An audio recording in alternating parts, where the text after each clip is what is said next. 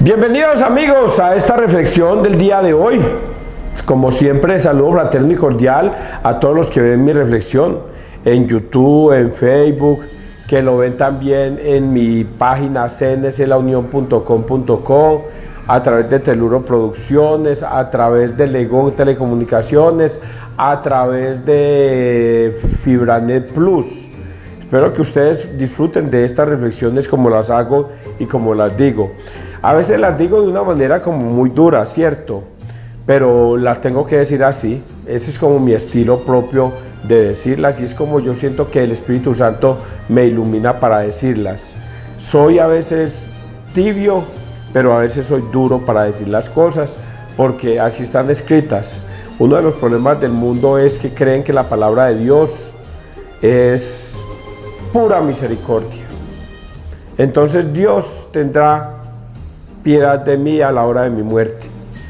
Pero creemos que Dios es misericordioso con todo el mundo. Y efectivamente Dios es misericordioso con todo el mundo que se arrepiente. Solamente con ellos.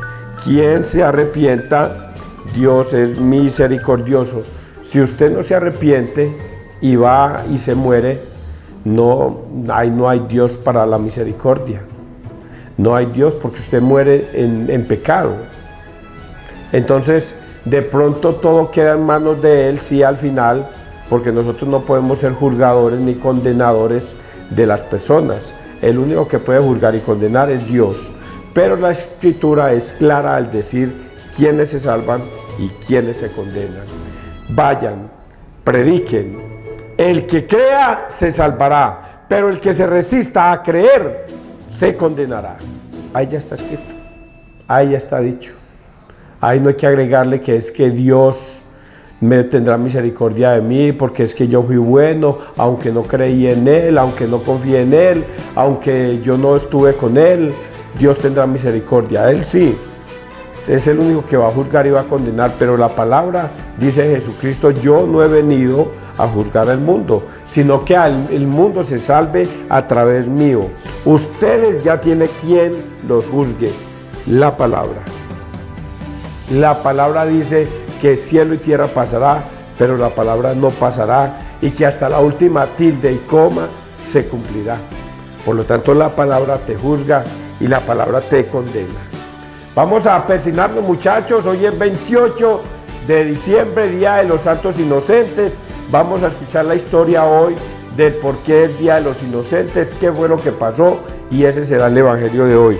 Pero vamos con la primera lectura. Persignémonos, muchachos, en el nombre del Padre, del Hijo y del Espíritu Santo. Amén. Primera de Juan 1, del 5 al 22. La sangre de Jesús nos limpia de todo pecado. Esto que acabo de leer es un concepto equivocado que tienen los protestantes. Todos los hermanos separados dicen: la sangre de Jesús nos limpia de todo pecado. Y ellos tienen un concepto errado y equivocado de este pasaje bíblico, y se los voy a leer y se los voy a analizar y les voy a decir en dónde está la equivocación de ellos, para que después no digan que nadie se los dijo. Queridos hermanos, este es el mensaje que hemos oído de Jesucristo y que os anunciamos. Dios es luz y en Él no hay ninguna tiniebla. Si decimos que estamos en comunión con Él y vivimos en las tinieblas, mentimos y no obramos la verdad. Pero si caminamos en la luz, lo mismo que Él está en la luz, entonces estamos en comunión unos con otros. Y la sangre de su Hijo Jesús nos limpia de todo pecado. Si decimos que no hemos pecado, nos engañamos y la verdad no está en nosotros.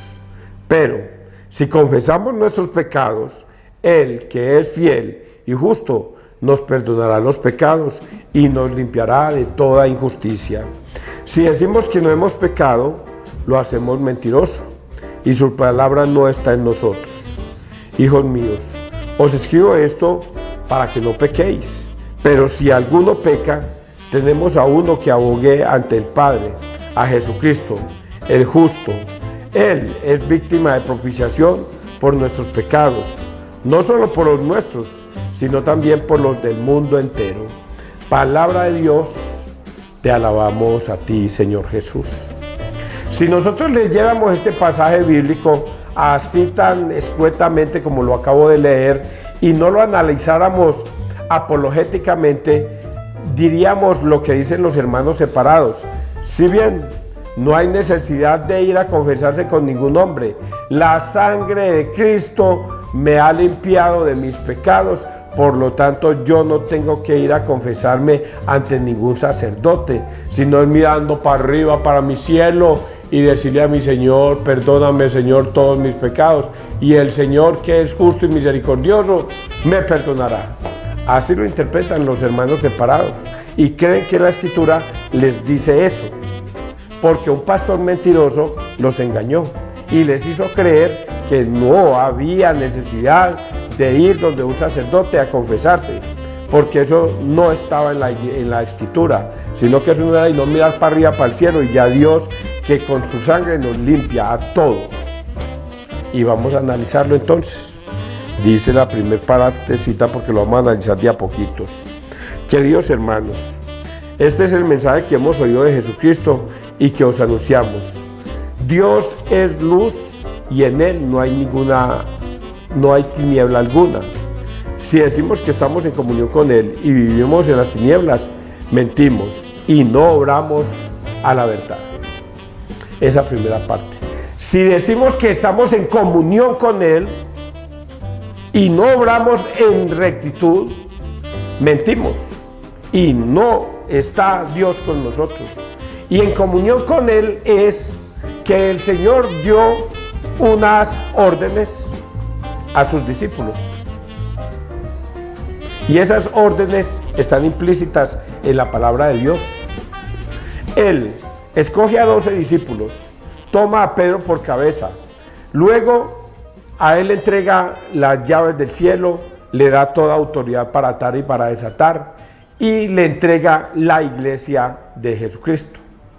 Es la primera autoridad, que todos debemos reconocer que Cristo entregó a Pedro la iglesia. Y si nosotros no obedecemos ese mandato, ya es el primer error para estar en comunión con Él. Y un error bastante terrible, porque no reconocer la iglesia de Cristo en Mateo 16, 18, 19 es un error ya de condenación. Si nosotros no somos capaces de reconocer que su iglesia es una y la fundó en Mateo 16, 18, 19 en Pedro, ya no estamos en comunión con Él. Vamos con otra. Y es que el Señor manda a bautizar en el nombre del Padre, del Hijo y del Espíritu Santo. Vayan y bauticen a todos los pueblos en el nombre del Padre, del Hijo y del Espíritu Santo, y que hagan que todos los pueblos sean mis discípulos. Y que porque por allá Pedro dijo, el bautismo es en el nombre del Señor Jesucristo, creen que es lo que diga Pedro y no lo que diga Jesucristo. Y cuando leen lo de Pedro, lo malinterpretan. Entonces, cuando bautizan a una persona, los protestantes no la bautizan en el nombre del Padre y del Hijo y del Espíritu Santo, como ordenó Jesucristo, sino que la bautizan en el nombre de Jesús. Yo te bautizo en el nombre de Jesús, y no en el nombre del Padre, del Hijo y del Espíritu Santo, como ordenó Cristo. Y cuando Pedro dijo esto, dijo sencillamente: yo vengo de parte de Jesús a bautizar en el nombre que Jesús me dijo que bautizara, en el nombre del Padre, del Hijo y del Espíritu Santo. Ese no es estar en comunión con Cristo. Segundo error. Tercer error, Juan 20, 23. Y exhaló el Espíritu Santo sobre sus apóstoles y les dijo: vayan. A quienes les perdonareis los pecados, les quedan perdonados, y a quienes se los retengáis, les quedan retenidos. Les dio una orden de que vayan a confesar a la gente. Quien se arrepienta de sus pecados, le quedan perdonados. Y quien no se arrepienta, no le quedan perdonados. Tercero, forma de estar en comunión con Cristo. Si usted dice que no, que eso no hay que hacerlo, a pesar de que Jesucristo dio la orden, usted no está en comunión con Él. Cuarta, Yo soy el pan vivo bajado del cielo. Quien coma de mi carne y beba de mi sangre tendrá vida eterna. Quien no coma de mi carne ni beba de mi sangre no tendrá vida eterna. Porque mi carne es verdadera comida y mi sangre es verdadera bebida. Estoy leyendo Juan 6, 53, de ahí para adelante. Y ustedes dicen, no, eso es mentiras, eso no hay que hacerlo, eso se lo inventó la Iglesia Católica. No está en comunión con Cristo. Por lo tanto, usted es un mentiroso y no está en comunión con Cristo. Entonces aquí dice exactamente eso. Dios es luz y en Él no hay tiniebla alguna. Si decimos que estamos en comunión con Él y vivimos en las tinieblas, mentimos y no obramos la verdad. Pero si caminamos, y esto va para los católicos, esto lo cumplen los católicos. ¿Cuáles católicos? Los buenos católicos, no cualquier católico o mal católico lo cumple. Los buenos católicos que existen en la iglesia, que son unos cuantos, lo cumplen. Y dice, pero si caminamos en la luz, lo mismo que Él está en la luz, entonces estamos en comunión unos con otros. Los buenos católicos se confiesan, comulgan, permanecen en misa, enseñaron a sus hijos, los bautizaron, estuvieron y están con Él todo el tiempo. Luego ellos sí permanecen en la luz, y en la luz están todos los que hacen la fila para la comunión, estando en paz con ellos. Pero agrega otras cositas muy bonitas. Entonces estamos en comunión unos con otros, y la sangre de Jesucristo, Jesús, nos limpia de todo pecado. ¿Por qué? Porque van y se confiesan, van y piden perdón ante un sacerdote, porque esa es la orden que dio Jesús. Vayan, y a quienes les perdonaren los pecados, les quedan perdonados. Toda persona que venga a ustedes a pedir perdón, ustedes están obligados a perdonarle todos los pecados. ¿Qué tiene que hacer esa otra persona? Arrepentimiento y confesar sus pecados. Y aquí dice eso. Si decimos que no hemos pecado, vamos con los protestantes. Si decimos que no hemos pecado, porque como yo no mato, yo no robo, yo no fornico, yo no adultero, yo no voy a fiestas, yo no tomo, yo no hago nada sino que estar con mi familia, entonces yo no tengo pecados. Si decimos que no tenemos pecado, nos engañamos y la verdad no está en nosotros. Pero, y volvemos a los católicos, pero si confesamos nuestros pecados, el que es fiel y justo nos perdonará los pecados o nos limpiará de toda injusticia. Pero si vamos donde el sacerdote y confesamos nuestros pecados, yo por ejemplo todos los días debería ir a confesarme, todos los días. Yo peco, yo voy a decir 1000 veces, todos los días, de pensamiento, más que todo de pensamiento. El pensamiento es lo más nocivo que tenemos nosotros. Nosotros cualquier cosita pecamos. Por cualquier bobadita que nosotros digamos en nuestro pensamiento, mal dicho, ya hemos pecado. Entonces nosotros deberíamos siempre, y esto sea una recomendación para ustedes, cuando usted vaya a confesarse, un buen acto de contrición es de pensamiento, de palabra, de obra o de omisión. Y de omisión. De esos 4 pecamos. Entonces a veces pecamos más de pensamiento que de palabra. No decimos tanta grosería, no nos enojamos con nadie, no le hacemos mal a nadie con de hecho, no le hacemos mal a nadie. Pero que ni siquiera lo tenemos casi en cuenta, el de omisión. Vemos a otro que está pecando y no le llamamos la atención, no le decimos nada, no nos interesa siquiera, pero está pecando. Y es un pecado contra nosotros que nosotros debemos señalar. Entonces dice acá, si decimos que no hemos pecado, lo hacemos mentiroso y su palabra no está en nosotros. Hijos míos, os escribo esto para que no pequéis.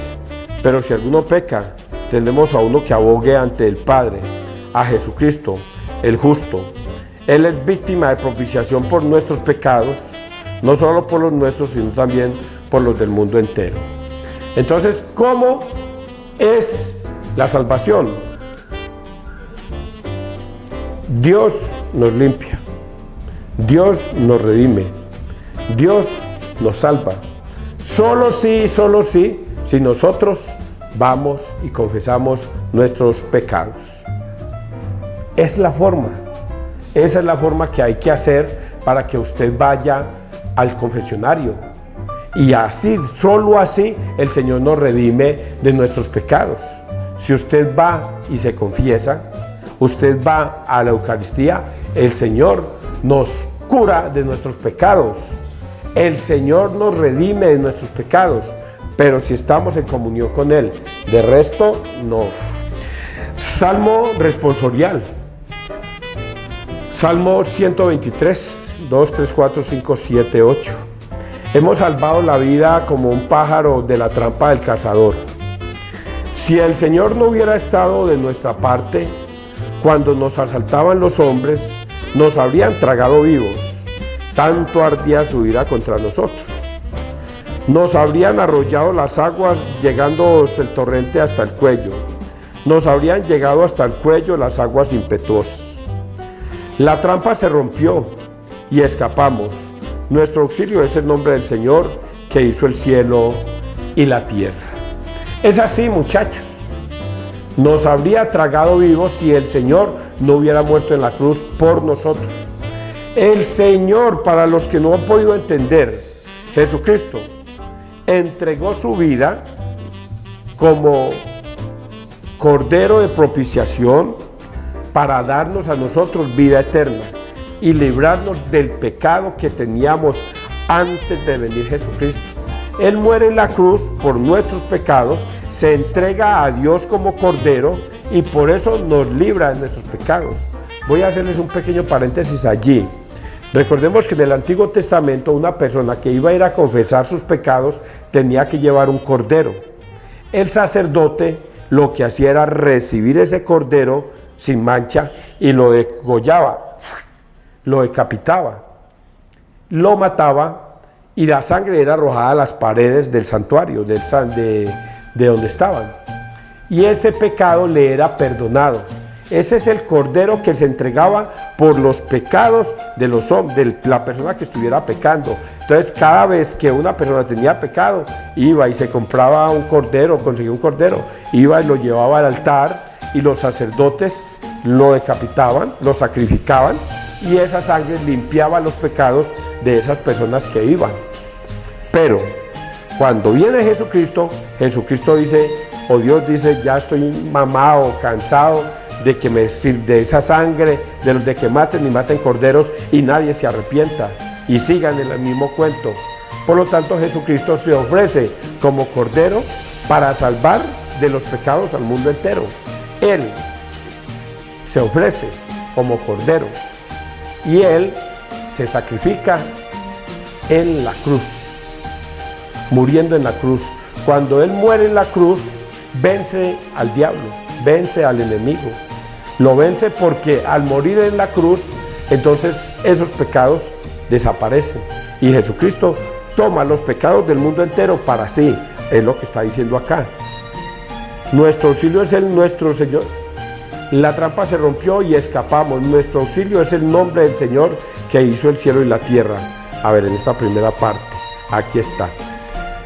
Él es víctima de propiciación por nuestros pecados, no solo por los nuestros, sino también por los del mundo entero. Entonces Él se entrega como cordero, muere en la cruz como cordero y nos libra de esos pecados por la sangre de Él.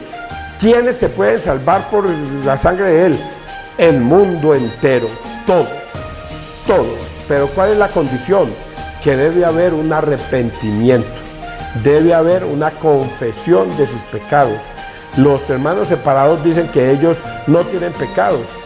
Los hermanos separados creen que ellos están libres del pecado. Y cuando dice aquí la Escritura que si nosotros decimos que no tenemos pecado, mentimos. Porque todos cometemos pecados todos los días. Vuelvo y le repito, yo mínimo mil pecados todos los días de pensamiento. Por donde pase, por donde camine, un pensamiento se me cruza en la mañana cuando me levanto, alguna palabra mal dicha en la mente, esos puros pecados. Pero si decimos que no tenemos pecados, mentimos. Y luego, el Señor como murió en la cruz, ¿me perdona todos esos pecados? No. El Señor solo perdona los pecados el que va y confiesa sus pecados, y el sacerdote, que es un hombre que es el embajador de Cristo aquí en la tierra, él le perdona sus pecados. Pueden leer Hebreos 5:1.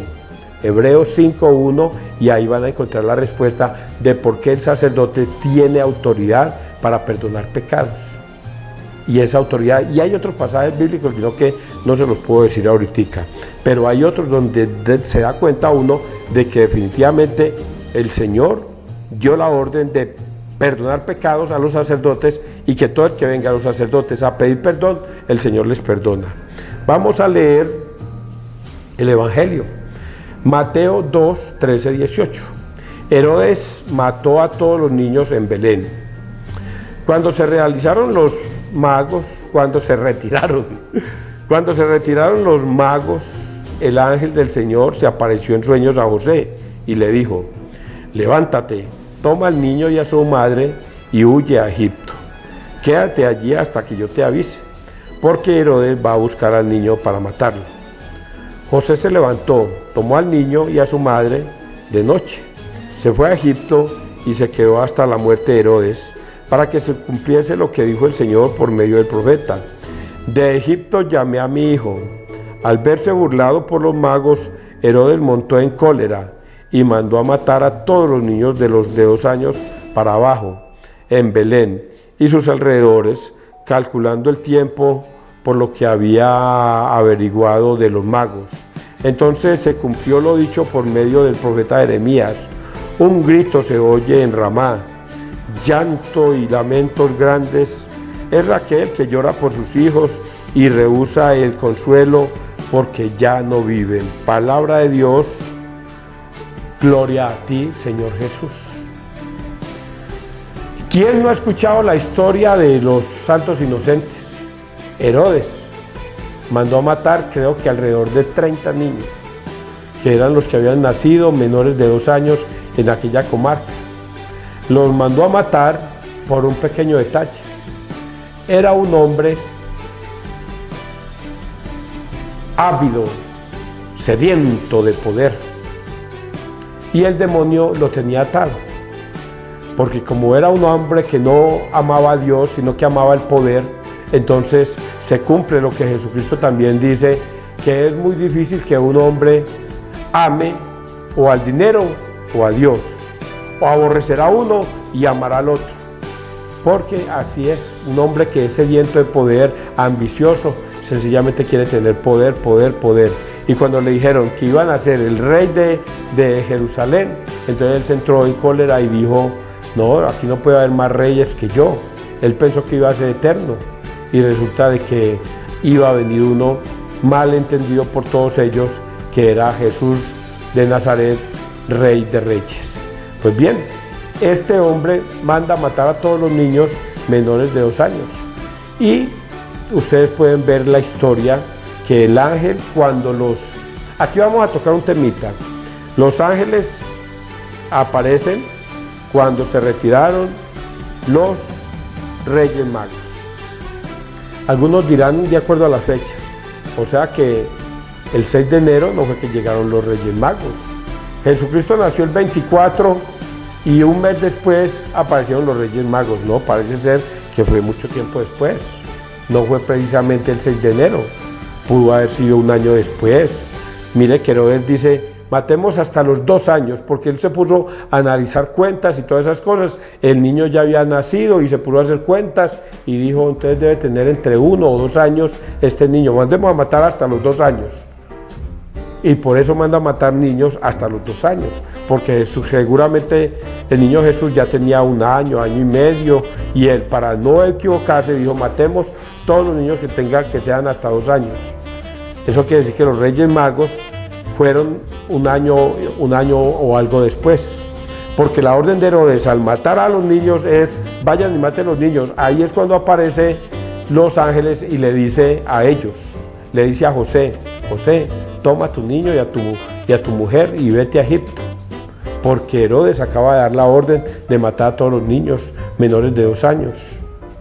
Y se habían acabado de ir los Reyes Magos. Entonces estamos haciendo cuentas entre nosotros, lógicamente analizando el tiempo. Y así hacen, se van, Dios los protege y ellos se esconden en Egipto hasta la muerte de Herodes. Y todos hemos visto en películas la historia de Herodes, cómo muere Herodes.